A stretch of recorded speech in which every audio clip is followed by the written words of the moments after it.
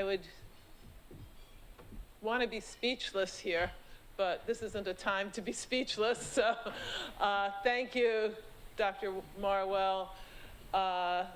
It isn't, nobody told me, by the way, that I'd be speaking after both Mandy Patinkin and his dog Becky, but thank you for that wonderful, wonderful introduction. And Ambassador Haber, former ambassadors Kimmett and Lauder, dear friends, distinguished guests, I am so pleased and honored to be here this evening with all of you. I feel that there is a responsibility that I feel more deeply than any other, and that is keeping alive the memory of Holocaust victims and survivors. The Leo Baeck Institute's dedication to preserving the history and culture of German Jewry makes this award profoundly meaningful to me, both personally and professionally, as a teacher, scholar, university leader, and now as the United States ambassador to Germany. I cannot help but be struck by the inscription on the medal. It says, "So that the memory of a great past may not perish." And so I have to dedicate this medal to the life and memory of my father, Kurt Gutmann. So let me tell you a little bit about one of the greatest people I have ever known. He was the youngest of 5 children in an Orthodox German Jewish family, and in his early 20s when Hitler came to power. He was an apprentice in Nuremberg, home to the biggest Nazi party rallying ground, where he boarded with a Christian family. The family treated him well, but when he saw them flash the Hitler salute at a Nazi march, he knew it was time to leave. He fled Germany, the only home he had ever known, at age 23. Later, he organized the escape of his parents and his 4 older siblings, first to Bombay, India, and then to the United States after World War II. At a remarkably early age, under incredibly challenging conditions, Kurt Gutmann had the wisdom, the foresight, and the courage to act on the deeply troubling developments in his home country. His heroic actions saved the life of his entire family. He is why I stand here today. My father spoke to me sparingly about his past in Germany. He did not want me as a child to know his emotional trauma. He passed away suddenly when I was only 16. But in those formative years, he taught me about the Holocaust through his words and his deeds. He instilled in me the importance of standing up early and often against all forms of hatred, bigotry, and discrimination. This is what carrying forward the lesson of never again means. As the first generation daughter of a refugee, I never dreamed that I would one day become the president of the University of Pennsylvania, among America's oldest and the world's most innovative universities. Or that the President of the United States would personally call me and ask me to be his ambassador to the very country that my father fled. And yet, so much of my life's history and work has led me to this moment. My scholarship and teaching focuses on democracy. In the United States and Germany, we perilously overestimate how enduring democracies are. We tend to take them for granted. Democracies require our care, our resilience, and our actions in order to survive, let alone to thrive. Everything we do makes a difference, and everything we don't do, that also makes a difference. In the United States, Germany, and worldwide, we're witnessing a troubling rise of anti-Semitism, racism, and hate crimes.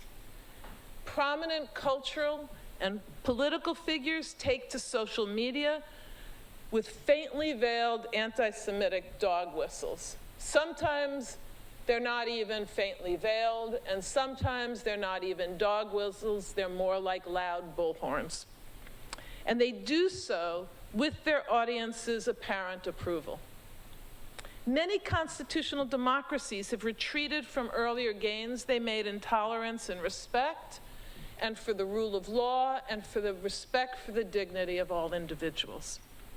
As my father's early escape from Nazi Germany and the extermination of millions reminds me daily, the hell of the Holocaust did not happen suddenly. When hate flourishes, violence is never far behind.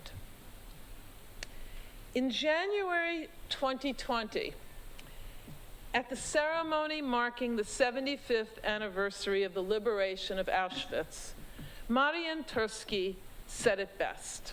Speaking for fellow survivors, he issued a final warning to a human race that will soon lack eyewitness testimony of the depths to which humankind can and did sink.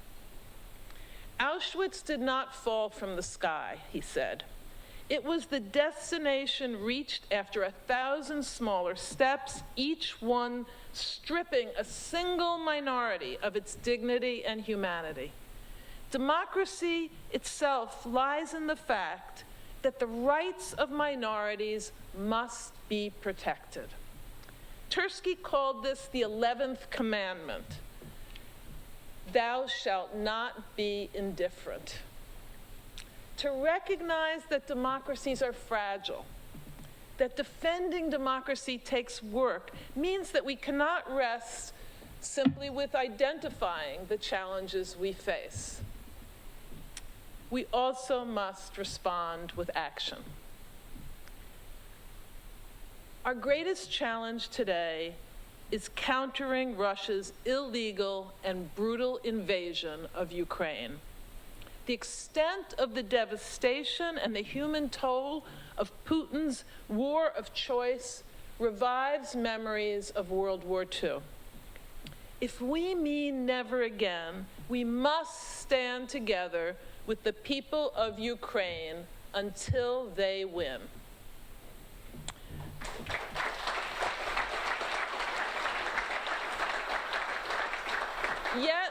Yet another thing is certain. When we help Ukraine, we're also defending our own security and democracy. Our coordinated transatlantic response to Russia's invasion of Ukraine marks a new period in transatlantic solidarity. Germany has contributed mightily to this renewed solidarity by deciding to modernize its military, to massively aid Ukraine, and to shift its energy policy away from dependence on Russian energy. Long reluctant to spend on military, let alone to deploy it abroad, Germans are beginning to trust themselves to lead in a more pronounced way on security and defense matters. Diplomacy is always the first resource, but often it's not enough to defeat brutal tyrannies. This too we must learn from World War II. Were it not for the massive defense investments, shared sacrifice, and military force of the Allies, Hitler would have won. And now we have Putin. Without military might, Ukraine could not protect its citizens nor defend its sovereignty. At this historic moment, as in so many others, saying never again truly means acting now. We can, we must, and we will continue to do more to aid Ukraine. After my father fled the Nazis in 1934, he never set foot in Germany again. For the rest of his life, he bought no German goods, and he spoke only English to me in a very heavy German accent, the only one in my hometown of Monroe, New York. Living as I do now in Berlin, I think my father would be pleased with how Germany has acknowledged its past. I want to be clear. The work is far from over, but Germany has worked hard to own up to its history and to apply the lessons of that history. Germany is profoundly aware of the historic responsibility it bears towards Jewish victims and all victims of Nazi persecution, and also, and equally important, toward the state of Israel. This responsibility, a cornerstone of German policy, requires both remembrance and what I call eternal vigilance. The warning of never again must never end.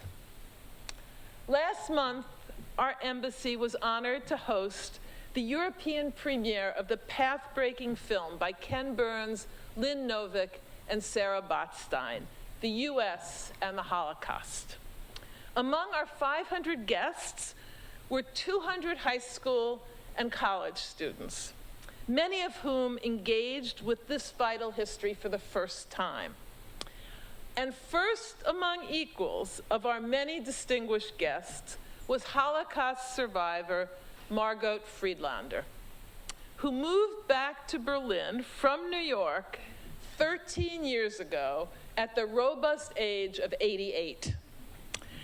She celebrated her 100th birthday last year, and she was there in the audience and then at my residence, and she was fired up. And let me tell you, that film and her presence inspired those high school students and college students to want to learn more, understand more, and do more for this incredibly important and eternal cause.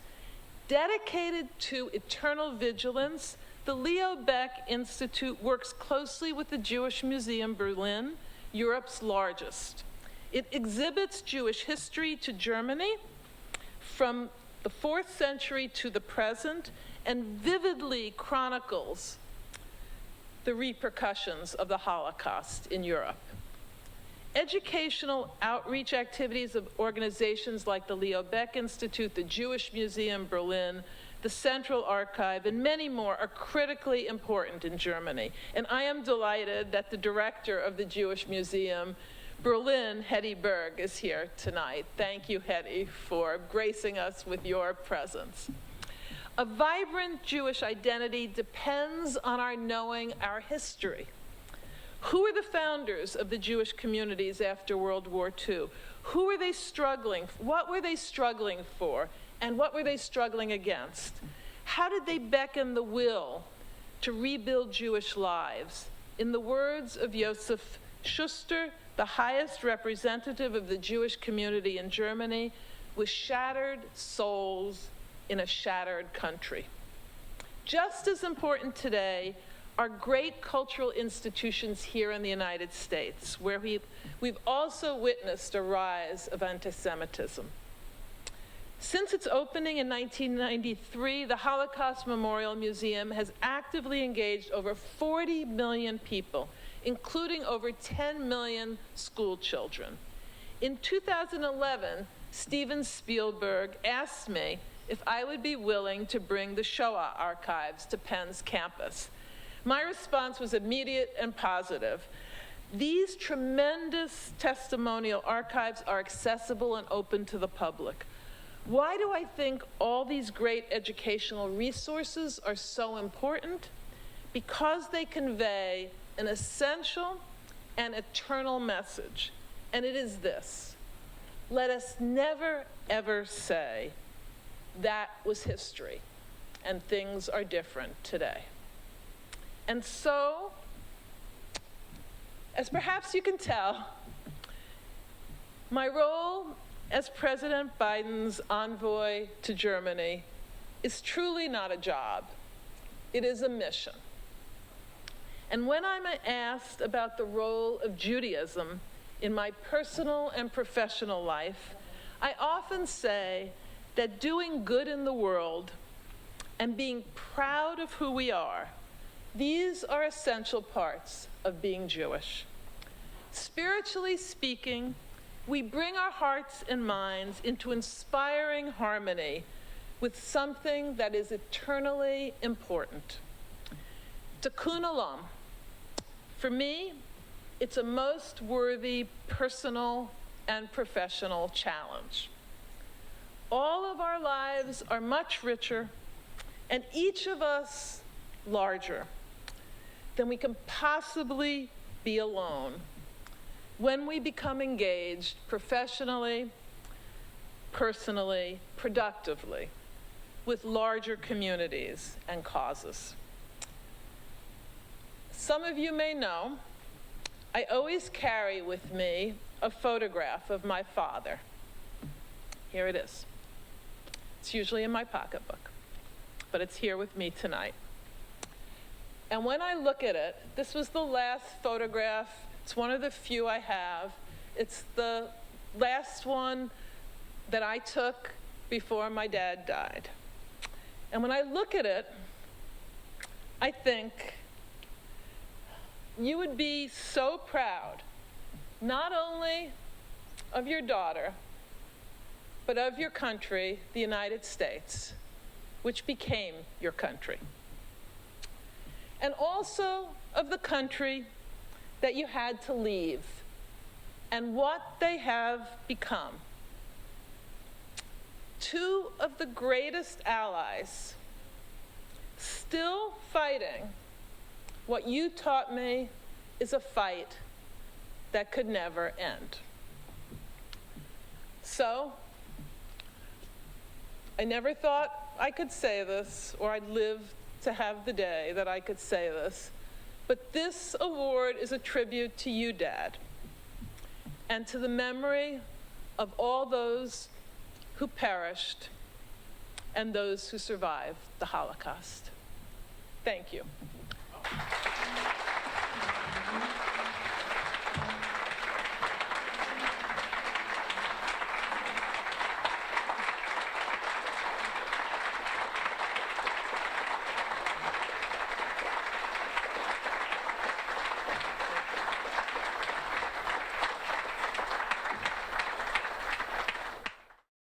Please like this video and subscribe for more content from the Leo Baeck Institute.